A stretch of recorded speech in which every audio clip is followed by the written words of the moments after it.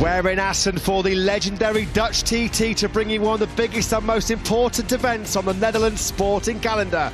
The Cathedral of Speed awaits the fastest riders in the world ahead of a 5-week summer break. It's time to race in MotoGP.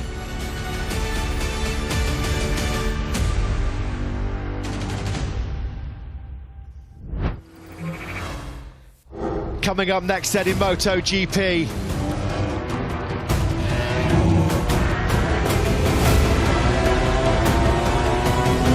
Bagnaia craves a return to winning ways at the Cathedral of Speed.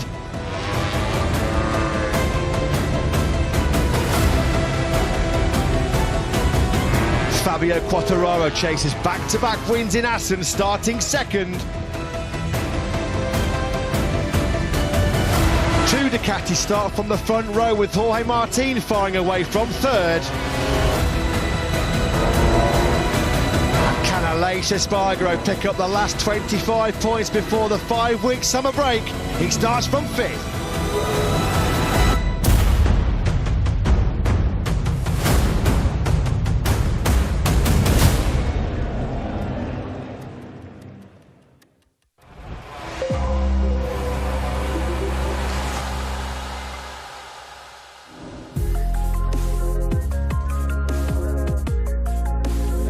Good afternoon then, and welcome back to the TT Circuit Assen. Just the name itself makes the hairs on the back of your neck stand up, doesn't it? A classic, historic, legendary event on the World Championship calendar. Coming up very, very shortly, in about 30 minutes time, we'll have round 11 of this year's MotoGP World Championship at this spectacular high-speed venue, the 91st Dutch TT. Such a venue steeped in history, rich in heritage.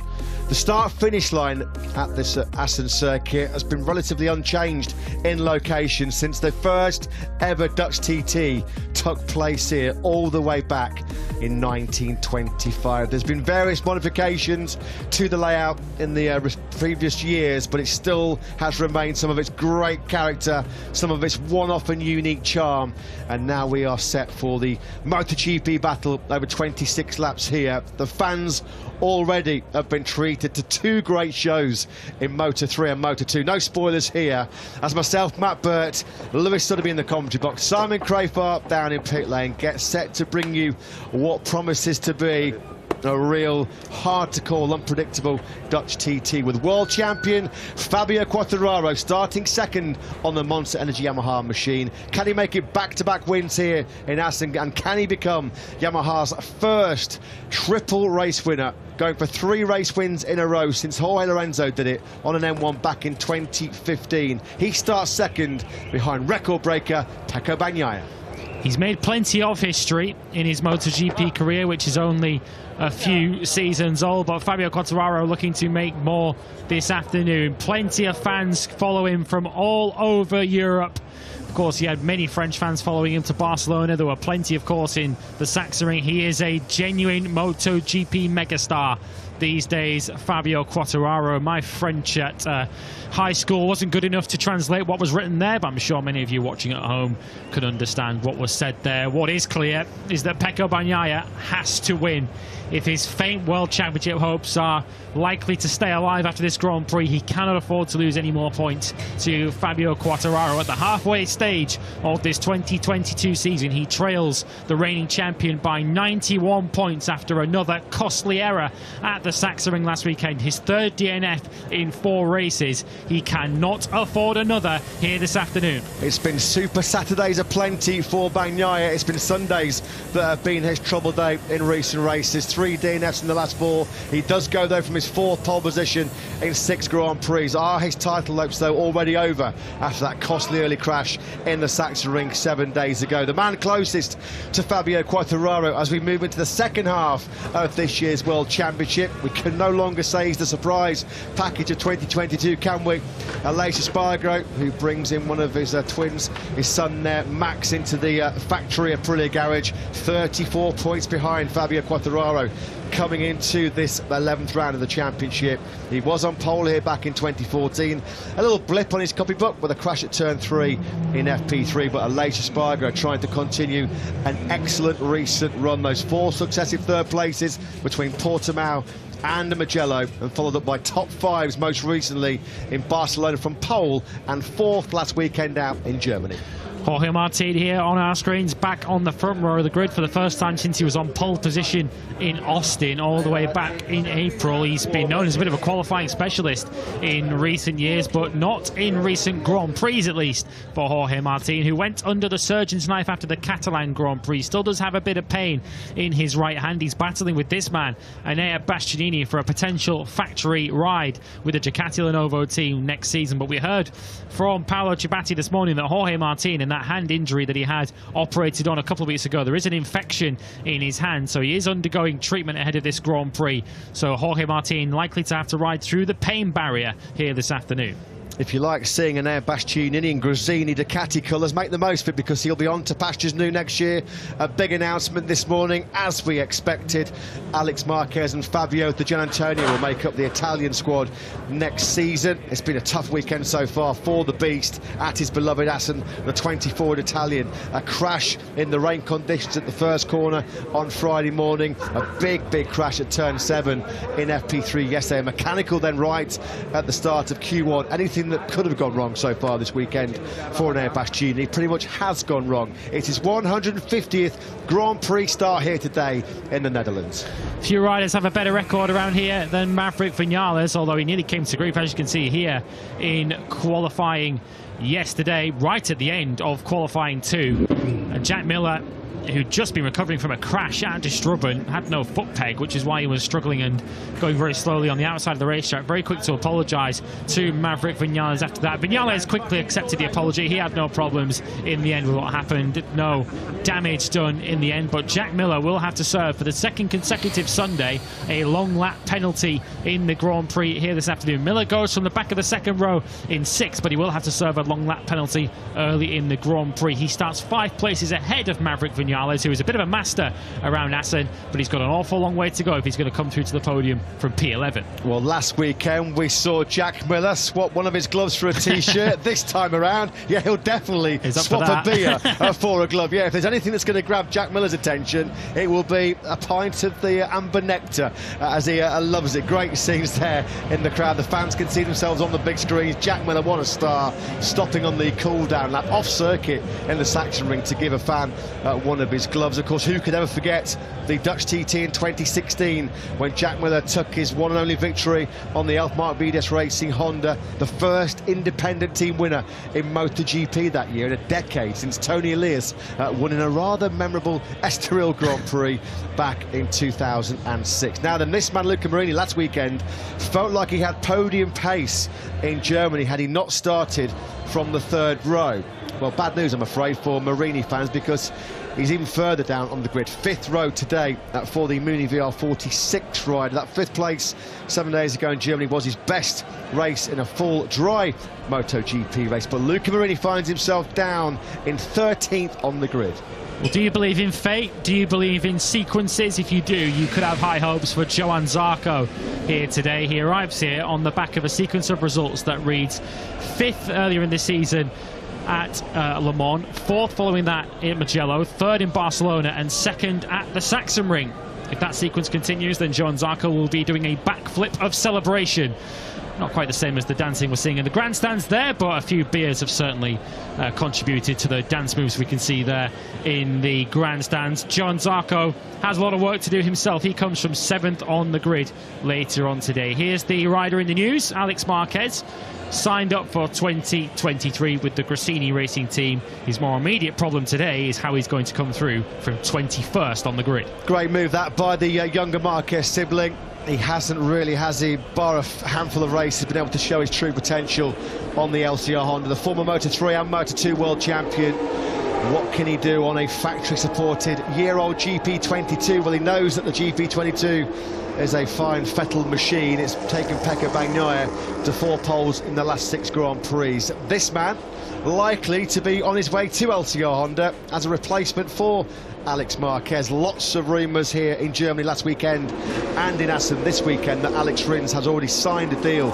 to move to Honda. In fact, the whole of the current factory Suzuki lineup likely to be on Hondas next year, with Joan Mir the big tip to take Pol Espargaro's seat in Repsol Honda alongside, we hope, a fully fit Marc Marquez in 2023. Alex Rins, of course, let's not forget, still nursing the 2 fractures in that left wrist after his unfortunate involvement in the Catalonia first corner controversy. But life has been a lot more pain-free than last weekend's Saxon ring race. Alex Rins starts from the back of the 3rd row in 9th.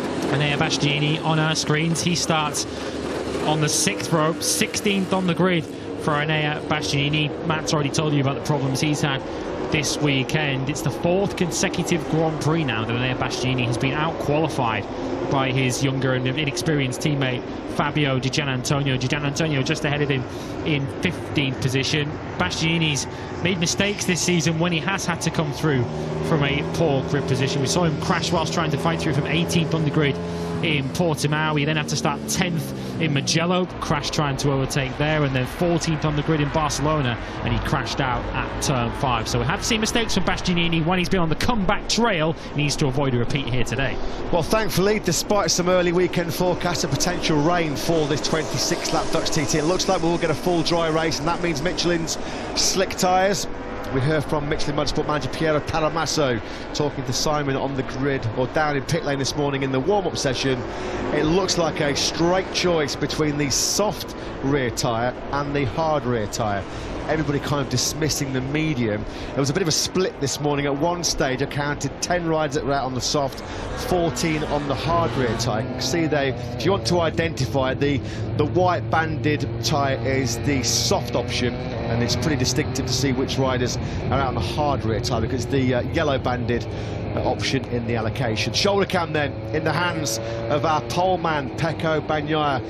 What a ride it was yesterday, a 1:31.504, an all-time lap record. In fact, the top 4 men on the grid, Bagnaia, Quartararo and Martin on the front row, Marco Bezzecchi an excellent 4th. They were all inside Maverick Vinales' 2021 pole position time. The pace was red hot yesterday afternoon, and it will be this man in red who's going to find his way back to the top step of the podium. He badly needs it, doesn't he? Let's not hurt any of the Ducati mechanics on the way through.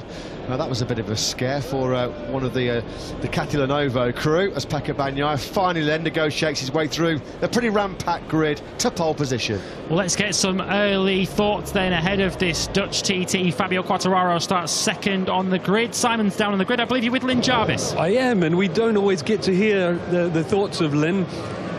Lynn, I was so impressed with Fabio at the last race in Germany, especially in those early laps, choosing the right tyre, executing it so well that forcing, from my point of view, if I understood it correctly, kind of forcing the opposition into a mistake. And today, Pecco looks just as fast as ever. And do you think it's possible for Fabio to do a similar sort of thing, you know, like choose the right tyre and execute it so well that he can pull it off again? I think he can. I don't know whether he will be able to do it, because it depends, of course, on what our competitors are doing. But I think you know, the tactics have to be pretty much the same this week, is to get a good start, good gate, get to the first corner.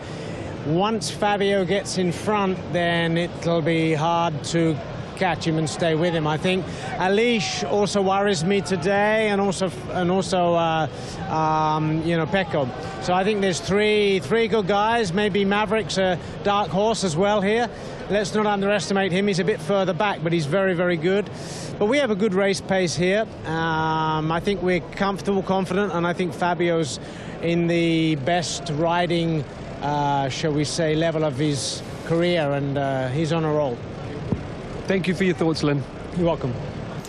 Yeah, thanks, Simon. Thanks to Lynn Jarvis. Of course, he was part of senior Yamaha management the last time they had a rider win 3 successive MotoGP races, when Jorge Lorenzo did it in a golden run in the middle of 2015. As we suspected and as we kind of guessed based on what we saw in the 20-minute warm-up session this morning, there's a big divide in terms of rear tyre choice. Lewis, you could talk us through what are the preferred picks ahead of this Dutch TT? Yeah, real split. On the front tyre, the vast majority have gone for the medium front tyre. We're going to take a look at the grid now. We'll try and talk you through who's gone for what. You can now see it on your screen. Pecco Bagnaia has gone for the soft front tyre and the harder rear. Fabio Quartararo and Jorge Martin alongside him have gone for the medium front. Marco Bezzecchi is one of the outliers on a soft rear tyre. He starts 4th ahead of Aleix Espargaro and Jack Miller, who's gone soft front and rear. Johan Zarco starts 7th ahead of Miguel Oliveira and Alex Rins, who's also gone for the softer rear tyre. Brad Binder, Maverick Vinales and Taka Nakagami on row 4. Nakagami, another soft rear tyred runner. The vast majority, as you've been able to see, are on the harder option, as is Luca Marini in 13th, Juan Mir in 14th. Di Gianantonio, like Miller, goes soft front and rear. Bastianini 16th ahead of Andrea Dovizioso and Stefan Bradl, who starts 18th. Remy Gardner, Franco Morbidelli and Alex Marquez are on the 7th row of the grid, and on the back row we have Freddie Wildcard, Lorenzo Savadori, Ralph Fernandez and Darren Binder. But the big headlines then from the Michelin tyre sheet that's been sent out as the riders have left the grid. Jack Miller, perhaps the big outlier. He's the only rider on the front few rows of the grid who have gone for both the soft front and rear tyre option. The only other rider who's done that in the field is Fabio Di Gianantonio. Does have a long lap penalty, doesn't he, Jack Miller? I wonder if that's perhaps conditions his decision to try and get away early and attack hard at the start. Some more housekeeping to bring you as well. Frankie Morbidelli on the factory Yamaha, another rider that has a long lap penalty in this Grand Prix after he balked fellow Italians Marco Bezzecchi and Enea Bastianini in a wet start to proceedings here in Assen on Friday morning.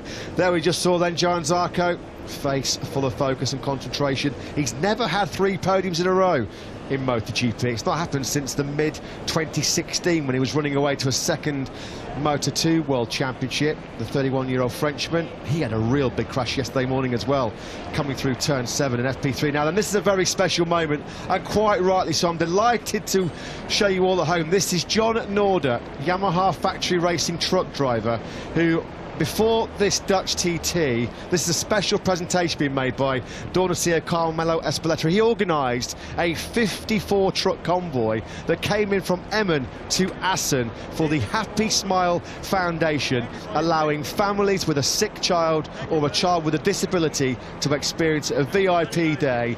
What a top man. This MotoGP family, I just love being a part of it because it was a fantastic sight to see those 54 trucks in convoy making a great day for so many children in this part of the world. The streets were lined with fans, so congratulations to Yamaha and to John Norder for being the instigator of that fantastic event. I'm sure that one will continue to run and run. Assen then, as it's known as the cathedral of motorcycle racing. Who will be our latest winner at this iconic event? Will it be a Ducati for the first time since Casey Stoner back in 2008? Well, they've got a great chance with 2 bikes on the front row of the grid, led by factory star Pecco Bagnaia.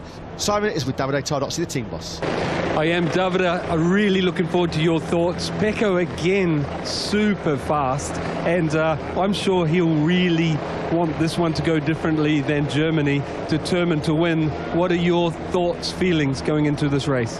My thought is that Assen has been always and is a Yamaha racetrack, so Fabio will be the fastest to beat. But anyway, we are there, and I'm sure that Aleix too. But having 4 Ducati guys in the first 2 rows, I think that the podium is something that each one of them can achieve. Do you mind if I ask who do you think is really strong pace today out of the other Ducati riders? I think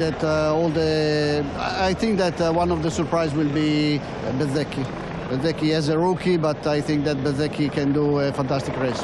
Thank you for your time. Thank you. Well, there you go, Davide Tardozzi, full of confidence then that Pecco Bagnaia can stop this recent slump in results as he tries to recover that big gap, 91 points behind series leader Fabio Quartararo, but you heard it there, straight from the horse's mouth. Do not discount a possible dark horse this afternoon. We'll be keeping a close eye on him, starting from 4th place on the grid. Mooney VR46 Racing Team rider Marco Bezzecchi, who has started on the front row already so far this season in front of his home crowd in Mugello. Certainly keep an eye out for Bezzecchi in the early stages of the Grand Prix, because he is one of the riders who's gone for the softer rear tyre in this Grand Prix. As you say, Bezzecchi has proven that if he does start towards the front, he can stick around towards there as well. So keep a very close eye on the rookie. Here's the beast then, starting in 16th position on the grid. A real uphill challenge for him. It's generally an uphill challenge on a Sunday for the KTMs, but they're starting a little bit further forward this time. Both Miguel Oliveira and Brad Binder getting through to Q2 yesterday. Miguel Oliveira goes from the middle of row 3. What are their race prospects? Let's get the thoughts of Francesco Guidotti with Simon. Francesco, as my workmates just mentioned, better start position, and your race pace, as you've said, is not bad at most tracks. Are you optimistic about a good result today?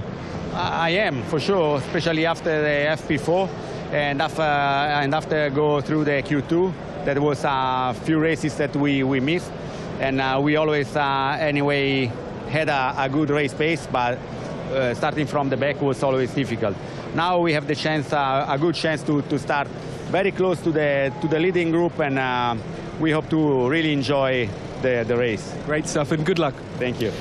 Thanks, Simon. Thanks to Francesco Guidotti. Yeah, it was an excellent Saturday in Q2 for both Miguel Oliveira and Brad Binder. The pair of them, their best qualifying in 9 Grand Prix since Binder started Mandalika in 4th and Miguel Oliveira started the same Grand Prix over in Indonesia in 7th place. A race, of course, rain hit that he went on to take a victory. Stefan Bradl then, the lone representative for Repsol this weekend. We just saw there a few moments ago Marc Marquez continuing his rehabilitation. He's already on his unfortunate summer break, recovering from that right humerus operation. Stefan Bradl then, the lone warrior now for Repsol. Unfortunately, Pol Espargaro withdrawing pre-FP3 yesterday morning.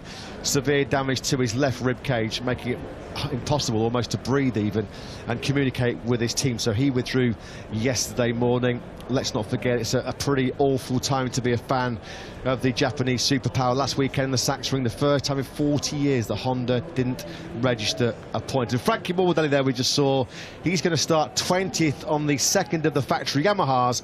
And as we remind you, just like Jack Miller, who has a long lap penalty, the same penalty, the same sanction comes the way of Morbidelli as well.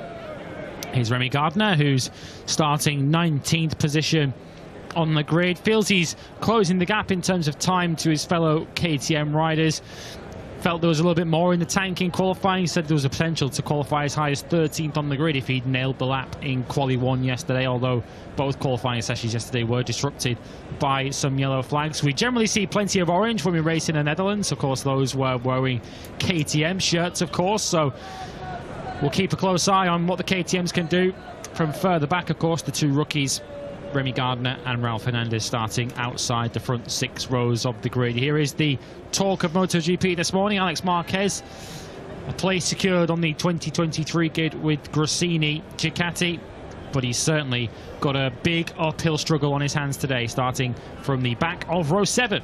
Let's quickly pop back down to the grid and speak to Suzuki X-Star team boss Livio Suppo. Alex Rins goes from 9th. Joan Mir, the 2020 world champion, rather pessimistic about his podium hopes here in Assen. He goes from 14th. Simon is on the grid with Livio Suppo. I am. Livio, another tough weekend for Joan. Alex has looked strong. I really would like to hear from you what you think's possible today. It's very difficult to predict. We know the pace is good for a lot of riders, but last year was a good weekend for John, so I hope he's losing a lot in T4, basically, only in T4. So hopefully following somebody will better understand how to manage that section.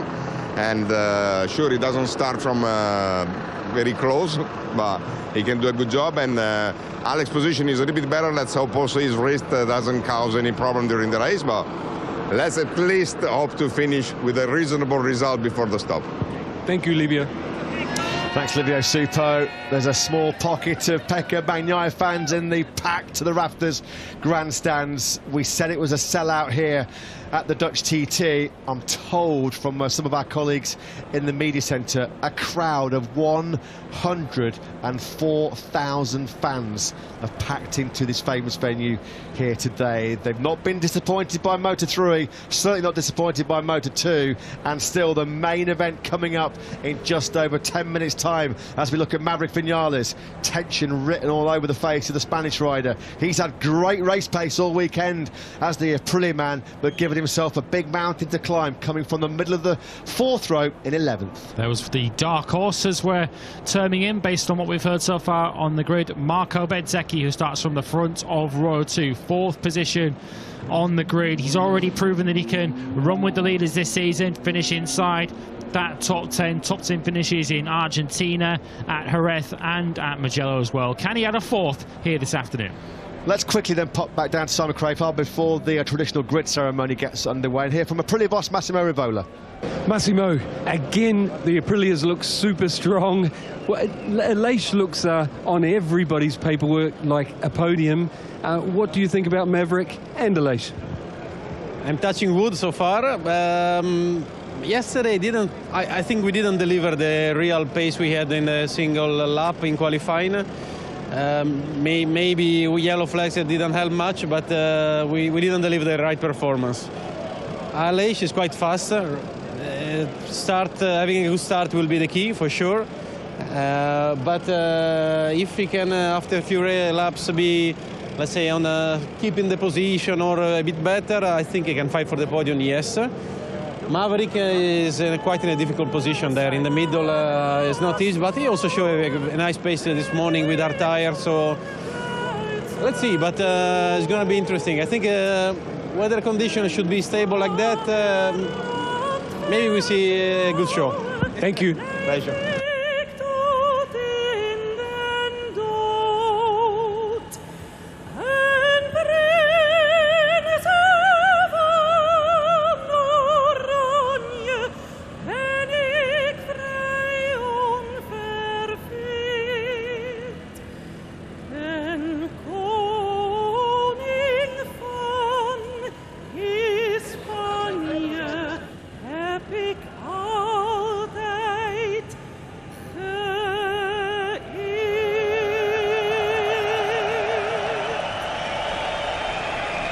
What a way then to continue our countdown to round 11 in the MotoGP World Championship this year.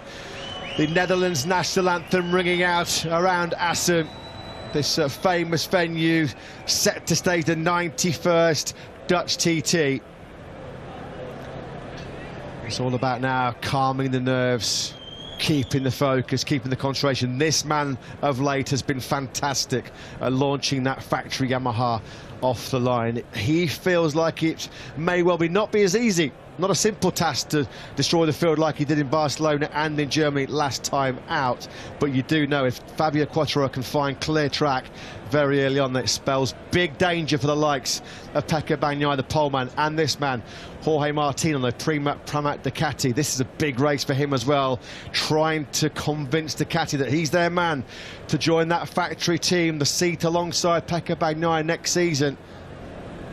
We did see in the pit lane around 5-10 minutes ago, just as we were building up to the start of this Dutch TT, the bikes all lined up in pit lane. We have seen flag-to-flag races here before at the Dutch TT. There are one or two threatening dark clouds as we look outside our commentary box window, but the forecast currently does not suggest that any of them are going to dump any rain on this Assen circuit over the course of the next 26 laps. It appears at this stage as if we are set for a fully dry Dutch TT, although in this part of the world you can never be 100% certain of that. Yeah, let's hope the rain does stay away, because last year, of course, Fabio Quartararo celebrated with the golf celebration.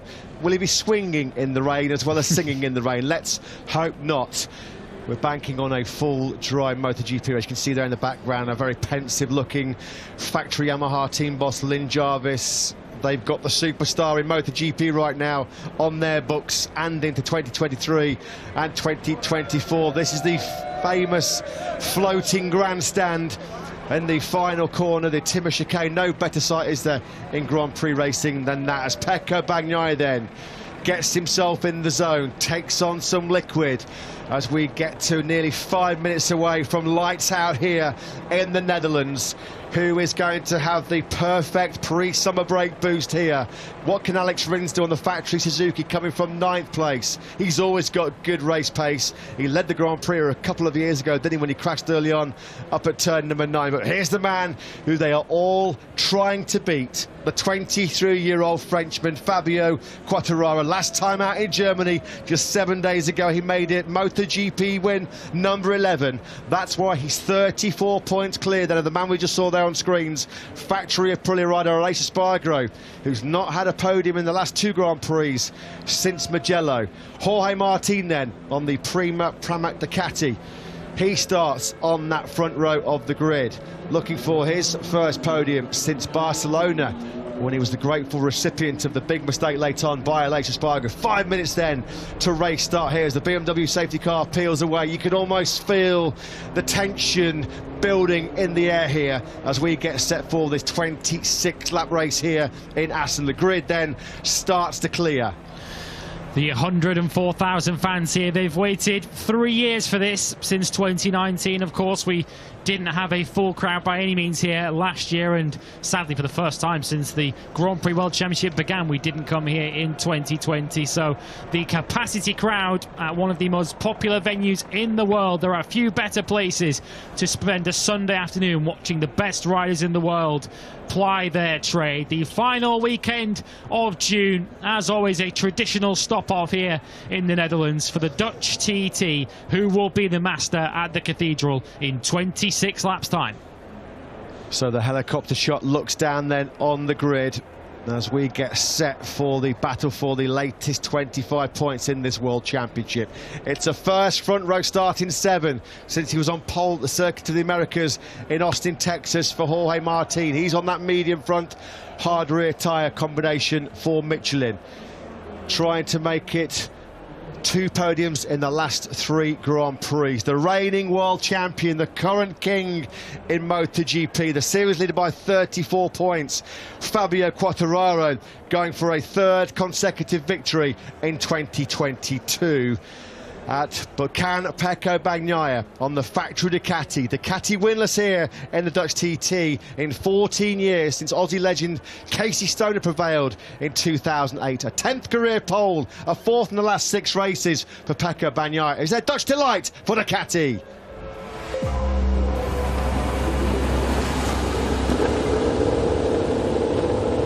The capacity crowd is ready, the riders are ready. Let's race at the Cathedral of Speed. Pecco Bagnaia on pole position ahead of Fabio Quartararo and Jorge Martin.